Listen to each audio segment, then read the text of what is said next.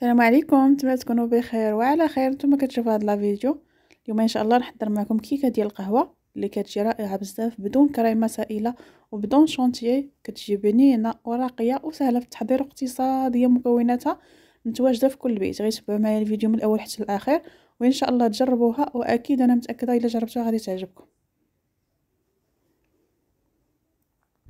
على بركه الله نحضروا الكيكه هي الاولى. باش نخليوها كتبرد عندي نحتاج 3 ديال البيضات يكونوا كبار، لان المول اللي غادي نستعملو غادي يكون حجم كبير شويه. الطاوه ديال الكيكه غادي تكون شويه كبيره. 3 ديال البيضات اللي يكونوا كبار، وهاد 3 ديال البيض غيعطينا واحد الكيكه بحجم عائلي اللي كبيره. كاس ديال السكر، رشيشه ديال الملح. غنخلطهم في الاول حتى كيتجانسنا السكر مع البيض، ماشي ضروري حتى يبيض الخليط، فقط يتجانسوا ويذوب السكر. كاس الا ربع من الزيت. المكونات ان شاء الله نخليكم بالتفصيل بصندوق الوصف. نخلط الزيت ومن بعد ضفت سكر فانيلا لانني نسيت وما ضفتوش في الاول، ضفتو في هذه المرحله. نخلطو الزيت حتى هو حتى يتجانس، نخلطو على نحصلو على هذا الخليط الكريمي. من بعد كنضيف كاس ديال القهوه هنا، يعني القهوه مقطره، يعني صايبتها في القطاره، ماشي سريعه الذوبان، يعني ماشي صاشي في كاس ديال الماء. قهوه مقطره هاك كتعطي نكهه اكثر حسن من يعني سريعه الذوبان. ومن بعد كنضيف كاس ديال الحليب، اما يكون بدرجه حراره المطبخ ولا كالجو البارد بزاف، يعني واخا نكونوا مخرجينه من الثلاجه كيكون شويه بارد كندفيه شي شويه عاد كنضيف. من بعد ما خلط السوائل مزيان كنضيف النواشف. عندي نصف كاس ديال الكاكاو خام، 2 كيسان ديال الدقيق وزوج الاكياس ديال الخميره الكيماويه، يعني 16 غرام من الخميره الكيماويه. وعلى حسب الكيس شحال عندكم فيه، مثلا اللي فيه 7 غرام يعني غتكون 14 غرام ديال الخميره الكيماويه، اما 14 اما 16 غرام ديال الخميره الكيماويه. نصف كاس من الكاكاو وزوج كيسان ديال الدقيق. غنخلط في الاول ومن بعد غنشوف الا خاصني الدقيق غادي نزيد.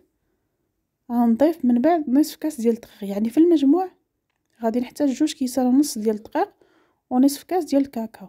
كما شفتوا معايا ضفت نصف الكاس من الكاس الثالث من الدقيق، يعني في الدقيق احتاجيت 2 كيسان ونص ومعاهم نصف كاس ديال الكاكاو، يعني مجموع النواشف هو 3 ديال الكيسان.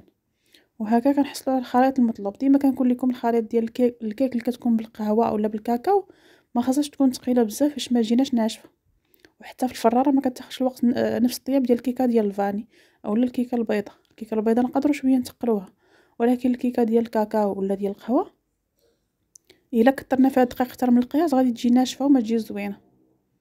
خصوصا بالنسبه لهاد الكيكه هذه ما غاديش نحتاجو نسقيوها اولا هاد الحلوى هذه لاننا غنشكلوها على شكل حلوى. كنديرها في الطاوه ديال الفران اللي فرشت ليها الورق السلفيغيزي. درتو دهنت الطاوه من التحت بالزبده باش يلصق فيها داك الورق، وكندير ندخلها الفران اللي يكون سخون شي شويه من قبل على 170 درجه، شاعله غير من التحت حتى كطيب الكيك. خدات ليا 30 دقيقه، ومن بعد كنشعل عليها واحد 4 دقائق ولا 3 دقائق كتنشف من الوجه ديالها وكتكون موجوده، وكنخليها حتى كتبرد. ندوزو باش نحضروا الصلصه الاولى ديال الشوكولا. عندي نصف كاس اولا كاس الا ربع ديال الكاكاو، كاس الا ربع ديال الحليب، ملعقه ديال النشا وملعقه ديال السكر. كنديرهم فوق النار. السكر ما كترش لاننا باقي غنستعملوا الكريمه اللي بيضه، وحتى الكيكه راه فيها قياسها من السكر، داكشي علاش درت غير ملعقه من السكر راه كافيه في هاد الصلصه ديال الشوكولا. من بعد ما كيتقلنا داك الخليط فوق النار كنبقاو نخلطوه حتى كيتقال. ضروري نبقاو معاه من التحريك، ما نخليوش هكا فوق النار وما نحركوش لانه غادي يلصق لنا في القاع ديال ديك الكاسرونه. كنحيدو من فوق النار وهو باقي سخون، غنضيف فيه ملعقه كبيره ديال الزبده اللي تكون خاصه بالاكل، يعني زبده تكون نوع جيده، وحتى الا ما كانش تقدروا ديروا مارغرين ماشي مشكل ولا البواطه، ولكن من الاحسن تكون نوعيه جيده. من بعد كندوزو في الصفايه كما كتشوفوا معايا، وشوفوا الشوائب ولا دوك الكويرات اللي كيبقاو ديال الدقيق هكا مجموعين وحتى ديال الكاكاو كيبقاو مجموعين، ضروري دوزو في الصفايه باش كنحصلوا على واحد الصلصه اللي تكون لامعه وصافيه. كنغطي بالبلاستيك غذائي اللي يكون ملامس وكنديرو في الثلاجه يبرد. ندوزو باش نحضروا الكريمه البيضاء. عندي كاس ديال السكر كلاصي اولا سكر بودره، 4 المعالق ديال جوز الهند مبشور، جوز الهند، وزوج معالق كبار ديال الزبده حيوانيه، وجوج العلب ديال بيرلي مسوس. بيرلي مسوس اولا اي ماركه بحال هكا دانون اللي كيكون كريمي مسوس، يوغورت اي يوغورت اللي كيكون عنده نفس هاد القوام ديال هاد البيرلي مسوس، المهم انه يكون كريمي ويكون مسوس. كاس ديال السكر كلاصي يعني سكر بودره، 2 معالق كبار ديال الزبده حيوانيه، 4 المعالق ديال جوز الهند مبشور جوز الهند، وجوج العلب ديال اليوغورت كريمي مسوس طبيعي. من بعد كنضيف ملعقه كبيره من كريم اولا جبن كريمي كيما شفتوا معايا. تقدروا ديروا الكميه كامله جبن كريمي، يعني نديروا مثلا نصف علبه، بحال مثلا هذه عندي نصف علبه ديال جبن كريمي، اولا نستعملوا 3 العلب ديال هذاك البيرلي مسوس. مثلا نبغيوش نستعملوهم بجوج، اما نستعملوا بيرلي مسوس 3 العلب، اولا نديروا نصف علبه من هذاك الجبن الكريمي. واهم حاجه في هذه الكريمه هذه هي ان فاش بغيو نخدموها خاص الزبده تكون بدرجه حراره المطبخ، يعني الزبده تكون طريه مزيان باش تجينا ساهله باش نخدموها هكا باش طلع لنا مع السكر. ضروري. انا كانت شويه بارده خدات ليا شويه الوقت، يعني غادي تبقى تاخذ الوقت بزاف على ما تذوب وعلى ما ترطب. عاد كنطلعوها بحال هكا مع السكر ومع داك جوز الهند.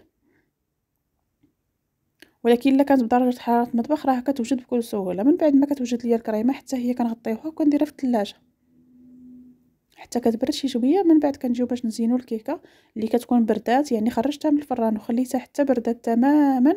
انا راه صايبتهم في العشيه وتقريبا حتى الليل عاد كملت التزيين ديال هذا الكيك.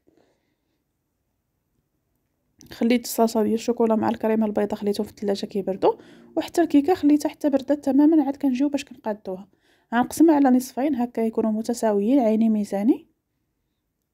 تقدروا تعبروا بحال هكا بالمسطره وباش يجيكم القياس قد قد. نقسمها على نصفين اللي يكونوا متساويين باش هكا نعمروها، ومن بعد نديرو حتى من الفوق ديالها.